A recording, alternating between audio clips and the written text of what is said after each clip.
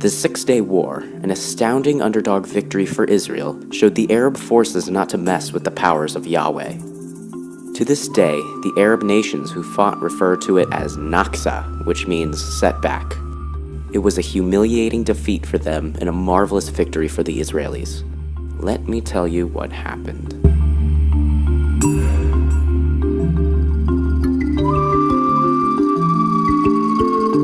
On May 15th, 1967, as the State of Israel celebrated 19 years of independence, the government received frightening news.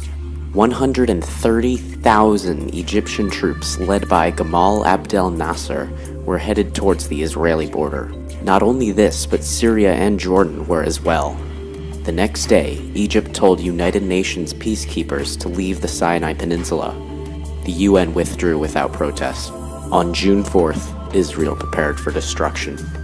Combined, the Arabic forces had double the amount of troops as the Jewish, and with the aid of the Soviet Union possessed twice as many tanks and 4 times as many aircrafts. Helpless, Israel turned towards the US for assistance. Now you're probably thinking America saved the day, but not looking for trouble against the Arabs. US ignored the plead. The Jewish state, so recently established, was about to be wiped off the map. Or so the Arabs thought.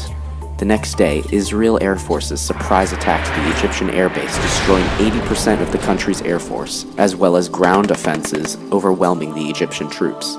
Not wanting their allies to lose hope, the Egyptians published false news of victory.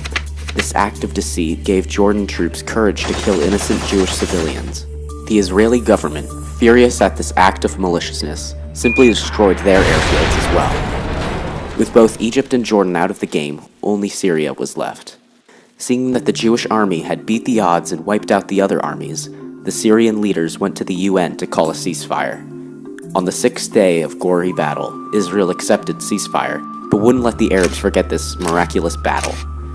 By the end of the war, Israel had taken territories from the north, east, and southwest, tripling in size. Humiliated and devastated in defeat, Gamal Abdel Nasser resigned his position as president and took full blame for everything. A very mature thing to do compared to lying about victories. To this day, Israel remains the main target of Arab nations, waiting to show their power again.